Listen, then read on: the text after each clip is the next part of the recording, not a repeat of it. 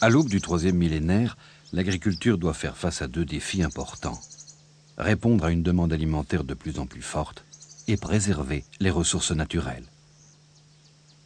Dans les pays en voie de développement, en zone tropicale humide, l'élevage des animaux s'accroît à un rythme sans précédent. C'est dans ces zones que la pression sur l'environnement augmente le plus fortement. De plus, l'évolution des systèmes de production agricole vers les productions spécifiques très intensives conduit à transformer l'agriculteur en pollueur. Il devient donc plus que nécessaire d'adopter les techniques d'élevage intégré moins préjudiciables pour l'environnement. Ces techniques peuvent être mises en œuvre en Asie, mais également dans certaines régions d'Afrique et d'Amérique latine. Elles pourront y subvenir aux besoins alimentaires de populations de plus en plus importantes.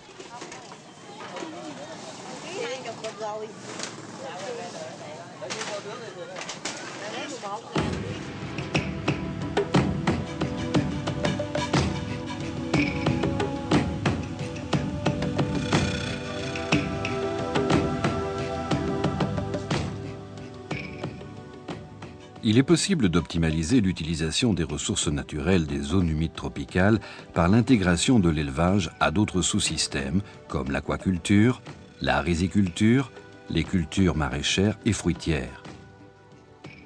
Les produits issus d'un système peuvent partiellement servir de ressources aux autres. Cette intégration contribue ainsi à une augmentation significative de la productivité totale de l'écosystème agricole et donc des revenus des exploitants.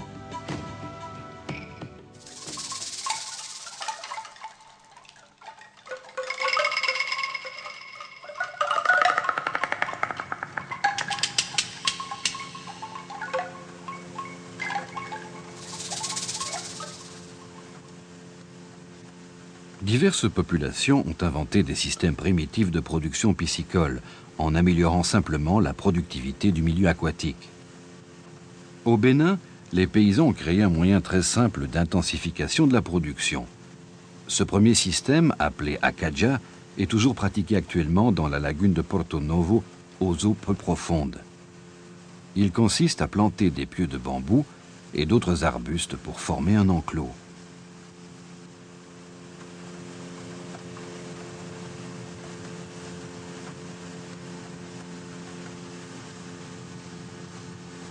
On place à l'intérieur des branchages plantés ou couchés, de 8 à 16 par mètre carré. Ces branchages vont attirer et concentrer les poissons en leur fournissant un refuge et une nourriture abondante comme les algues, les protozoaires, les larves d'insectes, etc. Chaque année, on obtient des récoltes de 1000 à 20 000 kilos de poissons par hectare. Celle-ci s'effectue en retirant les branchages et en concentrant les poissons au moyen d'un filet de senne tournante. Cette production dépend de la densité des branchages mis en place. Les principales espèces capturées sont des tilapias d'eau saumâtre et des poissons-chats.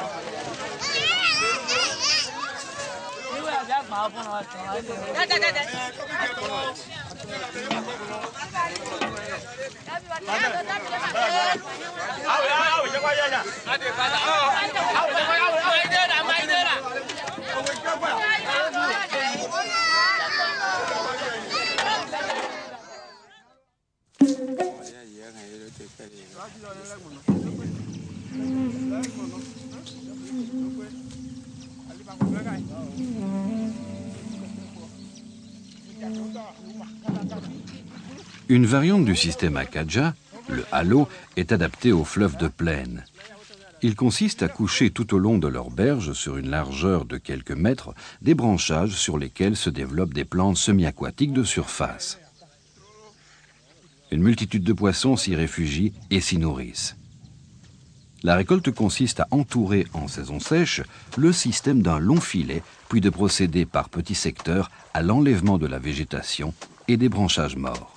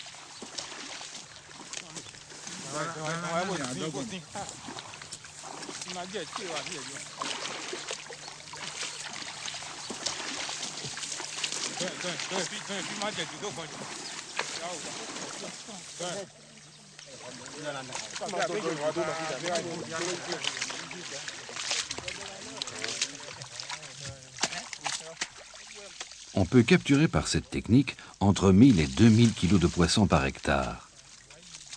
Cette récolte est surtout constituée de tilapia et d'espèces à respiration aérienne accessoire. Poissons-chats, poissons à grandes écailles.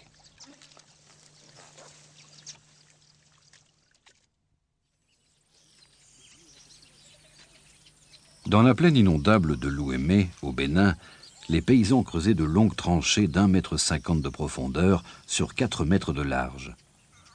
Ces tranchées, appelées ouédos, sont d'un niveau technologique plus avancé. Elles sont inondées en saison des pluies, mais captent les poissons et retiennent l'eau lors de la décrue et pendant toute la saison sèche. Partie par partie, ces ouédos sont débarrassés de la végétation semi-aquatique envahissante qui sera utilisée comme fertilisant organique sur les digues. Les poissons sont alors récoltés secteur par secteur grâce à des barrières mobiles en fibres végétales.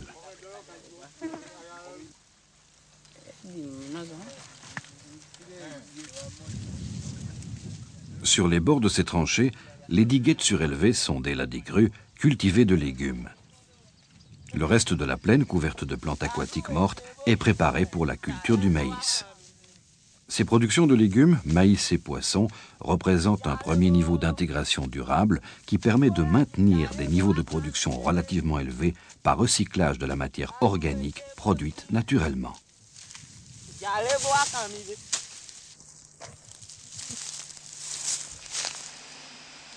Ce système pourrait encore être intensifié par l'empoisonnement des ouées d'eau avec des alvindages identiques produits en pisciculture tels que les clarias.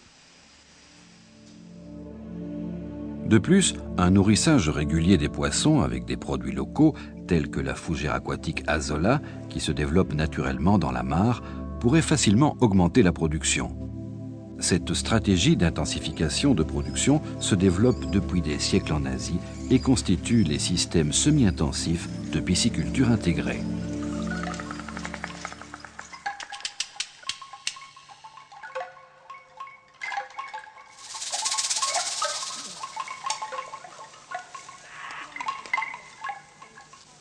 La pisciculture, née en Chine depuis plus de 3 millénaires, s'y est développée par intégration avec des activités agricoles et d'élevage, au départ d'associations simples telles que riz-poisson.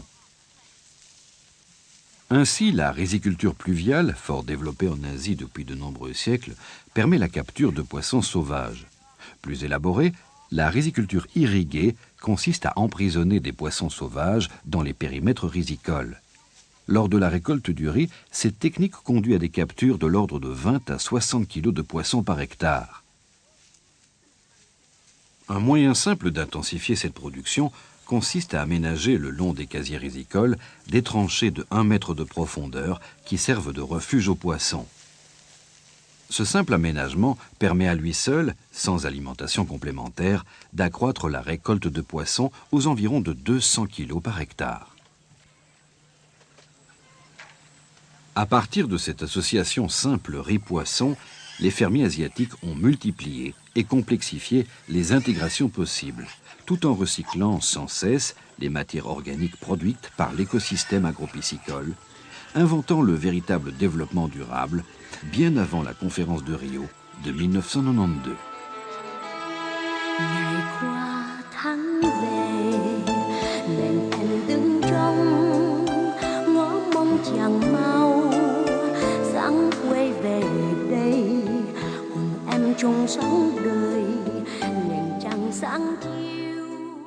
L'intégration agropiscicole conçue par les fermiers du delta du Mékong montre dans ce schéma que la rizière est entourée de tranchées d'1 mètre de profondeur. Poissons et crevettes s'y développent. Des canards nagent en surface. Les digues sont plantées de légumes, choux, haricots, soya, maïs, et d'arbres fruitiers, papayers, bananiers, manguiers, ou de bambou. Les flèches indiqueront l'utilisation des ressources. L'eau fertile s'infiltre dans les digues cultivées. Les vases noirs sont récupérés et déversés sur les digues. Le fumier des animaux sert à fertiliser l'eau. Les poissons et crevettes, en circulant dans la rizière, consomment les mauvaises herbes ainsi que les divers insectes indésirables pour la culture du riz.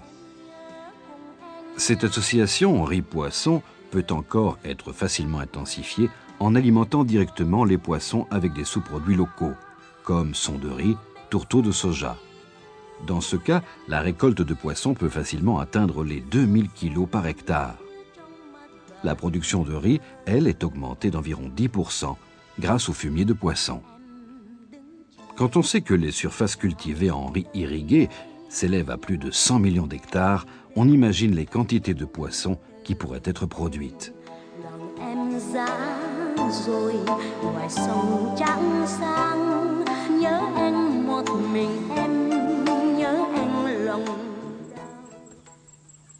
Le système digue-étang favorise l'interaction entre terre et eau, source d'échange d'énergie et de matière. Les terres récupérées à partir des zones marécageuses forment des digues situées à 50 cm au-dessus du niveau d'eau. Ces digues sont régulièrement fertilisées avec les vases organiques lors de l'entretien régulier des étangs.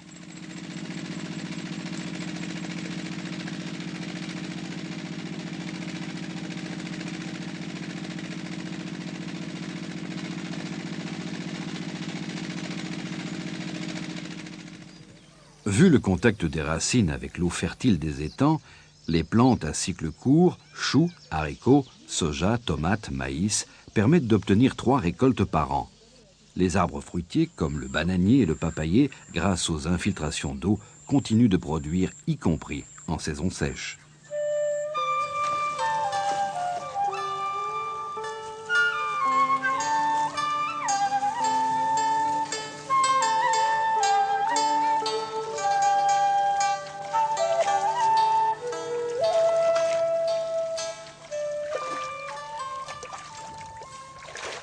Dans les étangs de grossissement, on mélange différentes espèces à régime alimentaire complémentaire comme en Asie, ou bien on utilise une seule espèce, le tilapia africain, qui grâce à ses capacités omnivores joue presque le même rôle que les différentes espèces asiatiques réunies. Dans certains cas, on associe quelques poissons à plus haute valeur commerciale et à croissance très rapide, tels que les poissons-chats. Les récoltes de poissons sont généralement annuelles et de l'ordre de 2 à 8 000 kg par hectare, selon l'intensité de la fertilisation des étangs et de l'alimentation complémentaire des poissons.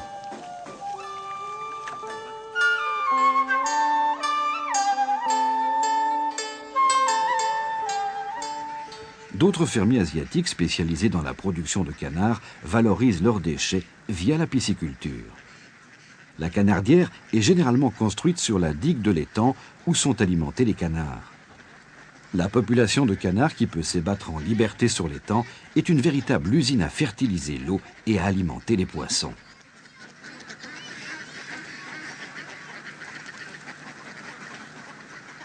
Selon la demande du marché, les fermiers se spécialisent dans les cannes pondeuses ou les canards de chair. Dans ce dernier cas, certains éleveurs produisent essentiellement de jeunes canetons dont l'engraissement est ensuite assuré par d'autres éleveurs au niveau familial ou industriel.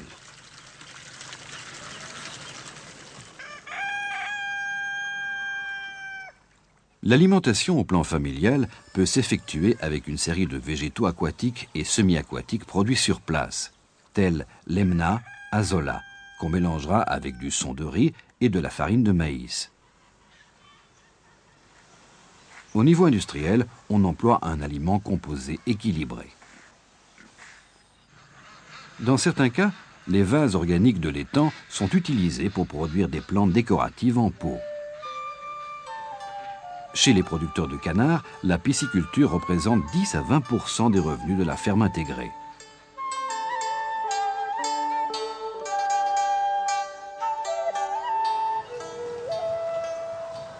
Les producteurs de poulets valorisent également les déchets selon les mêmes principes. Cependant, dans ce cas, la population de poules pondeuses ou de poulets de chair est toujours confinée dans un poulailler. Le poulailler peut être construit sur la digue de l'étang, au mieux sur pilotis, ce qui conduit tout déchet directement dans l'eau sans aucune perte d'azote et limite toute manipulation supplémentaire. L'alimentation des poulets peut être assurée au niveau familial avec une série de végétaux aquatiques et semi-aquatiques complétés par du son de riz et diverses farines. Au niveau industriel, on distribue un aliment composé équilibré. La production de poissons peut représenter une part importante de revenus pour le fermier, de 20 à 40%. Ce type d'association est en tout cas plus rentable que la simple monoculture du riz, comme le démontre la reconversion de vastes étendues de rizières du sud de la Thaïlande en étang de pisciculture avec grands poulaillers sur pilotis.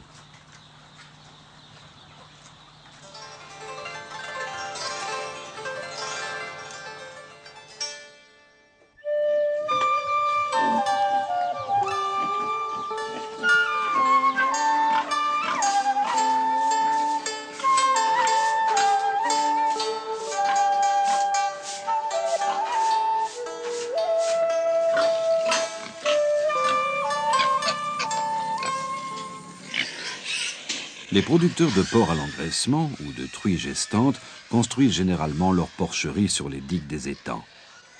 Le nettoyage quotidien conduit tout excrément et tout déchet alimentaire dans l'eau de l'étang.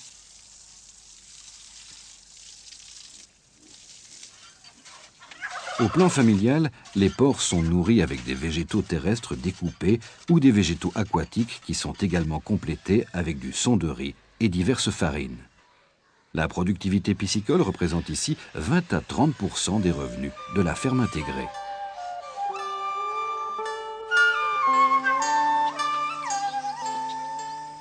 Au Vietnam et au Rwanda, des essais d'intégration de l'élevage de lapins à la pisciculture sont actuellement effectués au niveau familial. Les lapins sont toujours confinés dans des clapiers qui peuvent être construits sur pilotis en bordure de digue afin de permettre à tout déchet de tomber dans l'eau. Toutefois, ces crottes dures sont relativement pauvres en nutriments car elles résultent d'une double digestion. L'alimentation des lapins peut être assurée par une série de végétaux terrestres récoltés dans la nature et éventuellement complétée par un aliment composé pour lapins.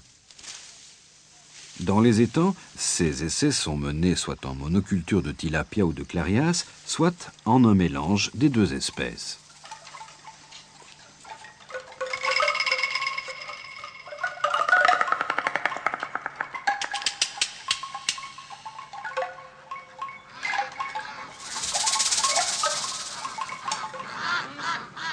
À partir d'associations simples intégrant les productions entre terre et eau, les fermiers écologistes du tiers-monde, obligés de produire des aliments à un coût acceptable pour les faibles revenus des consommateurs, ont diversifié et intensifié leur système de production.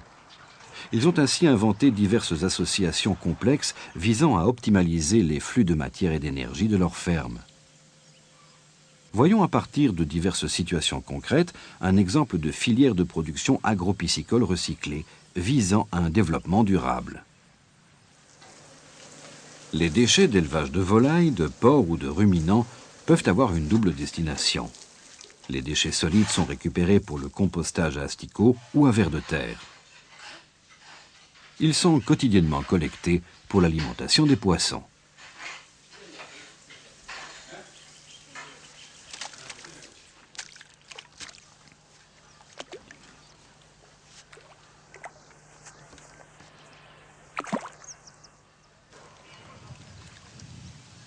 Quant aux déchets liquides complétés par des déchets solides, ils sont orientés vers un digesteur pour produire du biogaz.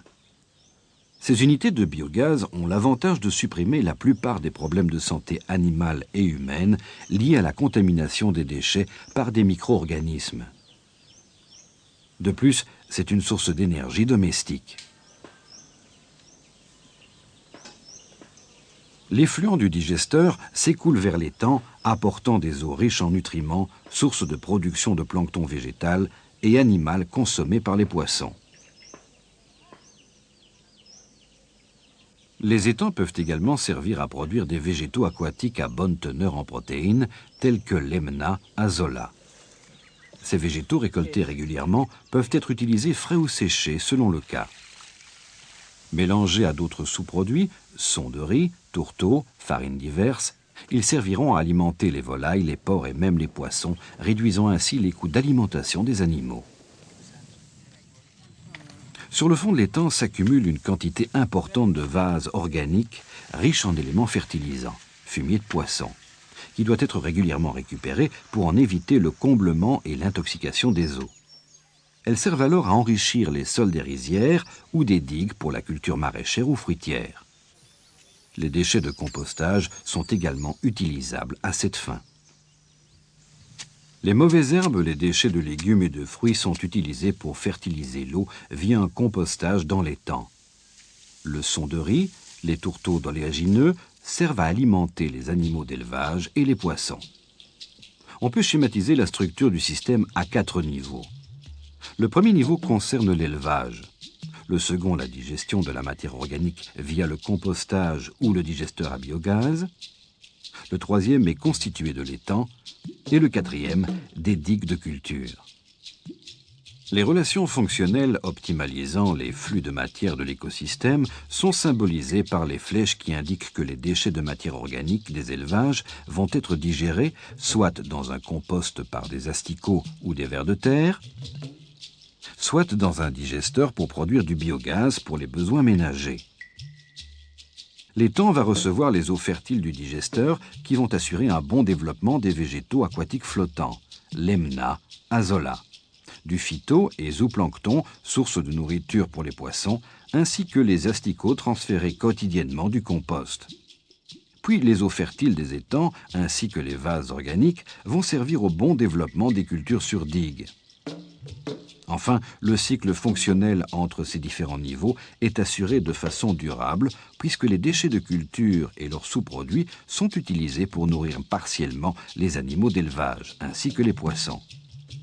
Enfin, les bouts du digesteur et le compost affiné par les asticots ou les vers sont transférés au niveau du sol des digues. La boucle est ainsi bouclée, ce qui ne signifie pas que la ferme fonctionne en circuit fermé, mais en tout cas, rien ne s'y perd et tout se recycle, principe de base du développement durable.